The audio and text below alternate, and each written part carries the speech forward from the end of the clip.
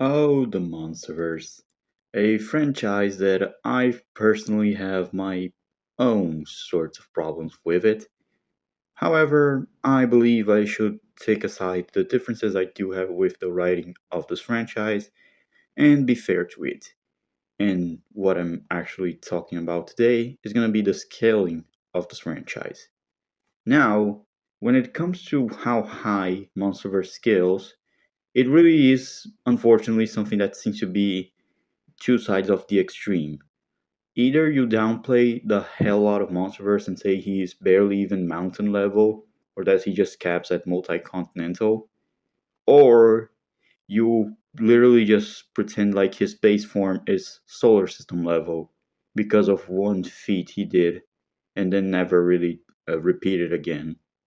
I'm not those kinds of people where if a character performs one solar system feat but never again, then I just ignore the solar system feat as an outlier. I generally think that it really depends on the context and the narrative of the story itself.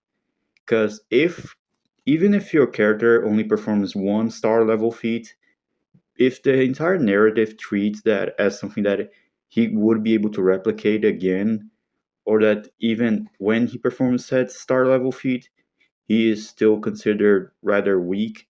So that means that the star level feat is still relevant and not just an outlier. But of course, the star level feat is assuming that he didn't receive some temporary amp or that he needed some certain circumstances to actually achieve the feat. But besides that, what are my thoughts on the scaling of the Monsterverse in general? Well, it's a bit messy. I never really want to touch Inverse again. That shit is genuinely a train wreck. Like, I'm not gonna debate people on which version of Monsterverse is stronger, especially the one from the movie. I don't want to debate people and have to explain to them that the Godzilla who got his ass beaten by Mecha Godzilla would get his ass beaten by his younger version that actually put up a fight against Ghidorah. But besides that, I don't really have a problem with inverse, but I feel like people are way too disingenuous in regards to scaling. Everyone tries to bring up like anti feats and stuff, which I will address anti feats now. Anti feats are really annoying to deal with in the power scaling community because what is and isn't consistent, or what is or isn't an anti feat, and whether or not it should downplay the level of the verse can change from person to person. Like some people interpret certain anti feats differently than others, while some just prefer to ignore those anti feats. And I'm gonna say sometimes anti feats can be like brought up into actual debates, like a character being, I don't know, let's say large building, yet every time they punch a wall, the wall is fine and they don't cause like any genuine serious damage. Because like, but that doesn't automatically take away their large building skill, because there's probable explanations like plot-induced stupidity, the writers just being idiots, because unfortunately, 90% of writers nowadays don't deserve to get paid as much as they do when the shows they write have so many plot holes and inconsistencies. You generally wonder what exactly is the purpose of the writers, but that's besides the point. Anti-feats in general, I can get behind as long as as long as there's still good arguments to the anti-feats. I'm fine with them, but I don't think people who always bring up an anti-feat just for the sake of downplaying a verse is really fair. Some verses do have inconsistencies, not so much because the verse is weak, but because the verse just has bad writing, unfortunately. But also, yeah, in regards to the Monsterverse, how high do I think it scales? Well, after everything I've went through, I generally believe that at best it scales to, I don't know, large star. Like, I personally think, at least right now, Burning Godzilla is the strongest in verse. Using all his multipliers he has and assuming he can stack evolved, supercharged evolved alongside burning, I would say that he would easily be large star level, like consistently so because of all the multiplication stacking. But I don't believe he's solar system. I believe that the only way you can get monster versus solar is if you just take uh, uh, Adam Wingard word as fact in regards to the Hollow Earth portals. Which, to be fair, I don't really think it's I don't really think there's like a straight answer in regards to how powerful, in regards to whether or not these feats, the Hollow Earth portals are actually consistent or not.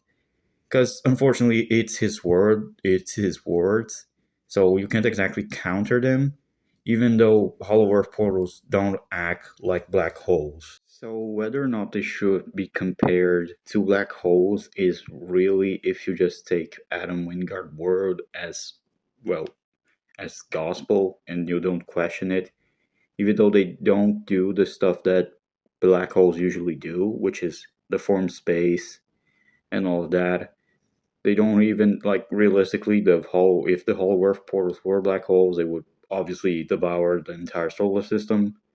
But that's besides the point.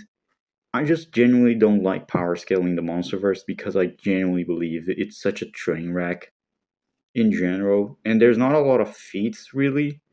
There is maybe one or two stuff that it's actually interesting to talk about or feats to calculate. Because ever since the Hallworth Drill or the one thing that happens in the Monarch Legacy of Monster show, well, that was, I believe, to be a very good, like, probably one of the few good feats that base Monster vs. Godzilla has.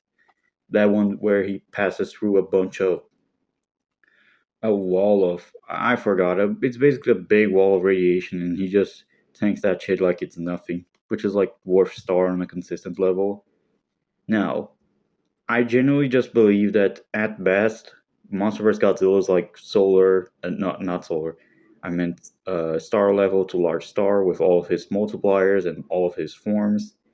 But I don't believe it's really as inconsistent as solar.